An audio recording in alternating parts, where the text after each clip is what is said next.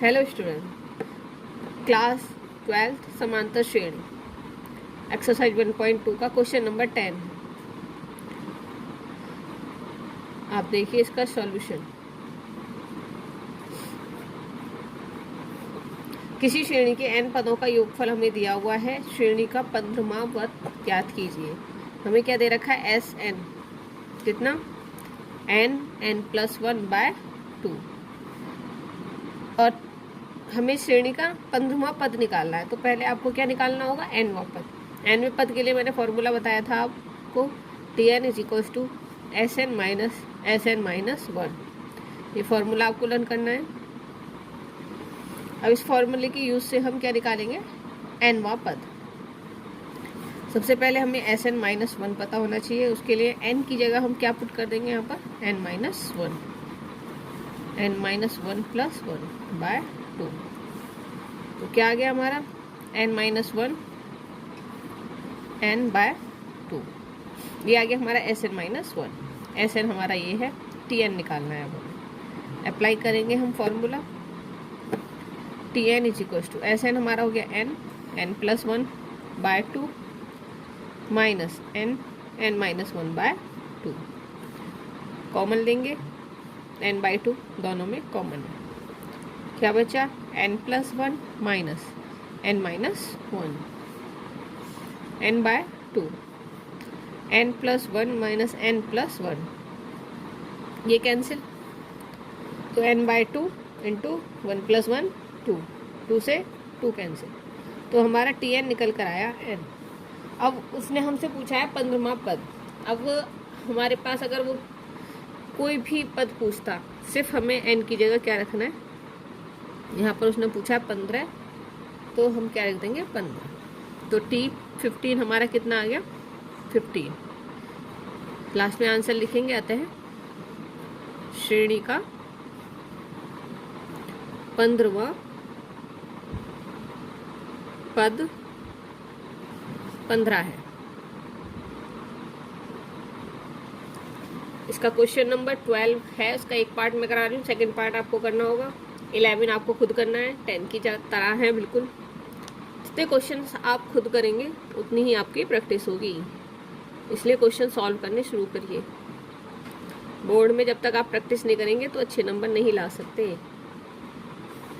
Second 12th का first part देखिएगा। हमें क्या दे रखा है? 2 श्रेणियों के n पदों का योगफल का अनुपात। तो सिद्ध कीजिए कि श्रेणी के 10वें पदों का अनुपात इतना होगा। ये हमें सिद्ध करना है। तो हम सबसे पहले यहाँ पर मानेंगे, माना 2 समांतर श्रेणी के प्रथम पद क्रम से है A1 और A2 है, तथा सार अंतर D1 और D2 है। तो हमें दिया है दोनों समांतर श्रेणी के पदों का योगफल का अनुपात क्या होता है? पहली श्रेणी के पदों का योग बटे दूसरी श्रेणी के पदों का योग। योगफल बराबर हमें दिया हुआ है 2n+1/2n-1। पहली श्रेणी के पदों का योगफल, आपको फॉर्मूला लर्न होना चाहिए। क्या बताया था? श्रेणी के n पदों का योगफल n/2 2a1 + n-1 d1। पहली श्रेणी। अब दूसरी श्रेणी का लिखेंगे n/2 2a2 + n-1 d2। हमें दिया हुआ है 2n+1/2n-1। अब इसको हम सॉल्व कर लेंगे। तो यहाँ पर क्या आ जाएगा? दोनों ही n/2 है, दोनों ही हमारे क्या हो जाएंगे? कैंसिल।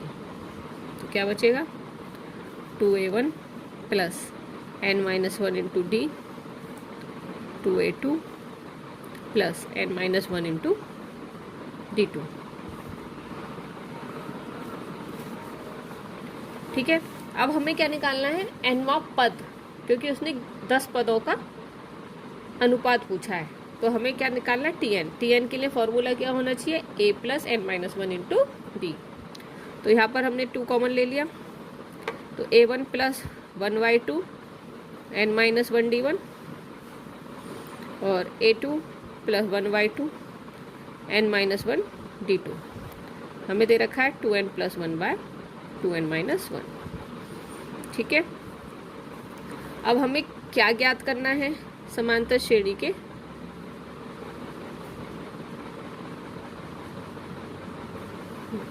10 पदों का अनुपात।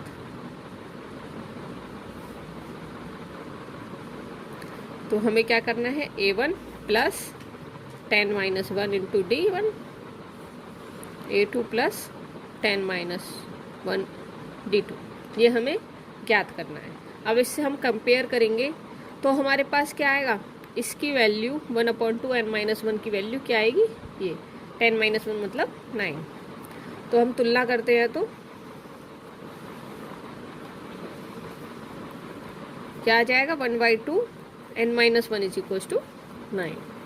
इसे सॉल्व कर देंगे,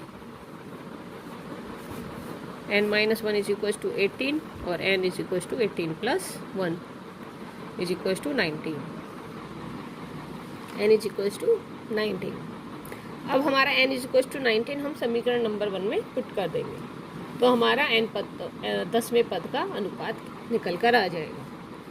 कैसे करेंगे, हमें दे रखी है first equation 1 plus 1/2 n-1 d1 upon a2 plus 1/2 n-1 d2 is equal to 2n plus 1 2n-1। ये इक्वेशन नंबर 1 थी, तो इसमें हमने रख दिया a1 plus 1/2 19-1 d1 a2 plus 1/2 19-1 d2 is equals to 2 into 19 plus 1 2 into 19 minus 1, तो a2 plus 1/2 into 18 d1 a2 plus a2 plus 1/2 into 18 d2 is equals to 38 plus 1 38 minus 1। तो हमारे पास क्या आ गया, श्रेणी के 10वां पद का अनुपात कितना 39/37। यही हमें क्या करना था, सिद्ध करना। ठीक है, क्वेश्चन 13 है, इसका पार्ट देखिएगा। एक समांतर श्रेणी के n 2n 3n पदों के योगफल हमें दे रखे हैं s1 s2 s3। तो सिद्ध करना है हमें s3 is equal to 3 s2 minus s1। इसके लिए हमें क्या करना है, सबसे पहले हमें समांतर श्रेणी दे रखी है, इसका पहला पद हम मान लेंगे a है और सारवंत d। माना श्रेणी का प्रथम पद a तथा सारवंत d है। तो सबसे पहले s1 हमें निकालना है, वो क्या दे रखा है n पदों का योगफल n/2 2a plus n-1 into d। ये समीकरण 1 हो गई। s2 हमें दे रखा है 2n पदों का योगफल 2a plus n-1 2n-1 into d। ये सेकेंड समीकरण। थर्ड समीकरण है हमारी 3n पदों का योगफल 2a प्लस 3n-1 d। ये है हमारी थर्ड इक्वेशन। तो हमें क्या करना है 3 multiply s2 minus s1 is equal to आना चाहिए हमारा s3। तो हमारा जो आंसर आएगा ये आएगा। तो हमें सबसे पहले क्या करना है, इसका RHS लेंगे हम। RHS क्या है 3s2 माइनस s1।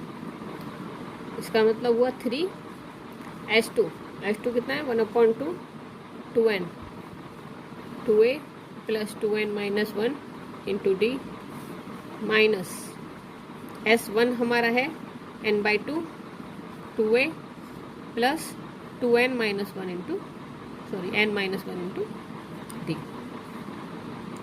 कुछ कॉमन है उसे हम कॉमन निकाल लेंगे। क्या कॉमन है? n/2। तो हमने यहाँ निकाल दिया n/2। क्या बचा? 2a plus 2n minus 1 D minus 2a minus n minus 1 D. Plus और माइनस माइनस हो जाएगा, इस बात का ध्यान रखना, प्लस माइनस बहुत ज़रूरी है। 3n/2 अंदर मल्टीप्लाई कर देंगे हम। 2 की मल्टीप्लाई होगी तो क्या हो जाएगा? 4a plus 2n minus 1 into D minus 2a minus n minus 1 D. 3n/2 2a और 4a कितना हो गया? 2a प्लस डी हम कॉमन ले लेंगे और क्या बचा हमारे पास? 4n minus 2 minus n plus 1 और D. 3n/2 2a plus 4n में से हमारा माइनस हुआ तो कितना आ गया? 3n। इसमें से माइनस हुआ माइनस 1 और डी। अब आपको यहाँ पर दिखाई दे रहा है ये ही हमारा क्या था? S3। तो हम क्या लिख देंगे? 3s2 माइनस s1 S3 लिखेंगे। ये क्या है हमारा? RHS LHS। तो हमने प्रूफ कर दिया 3s2 minus s1 is equal to S3।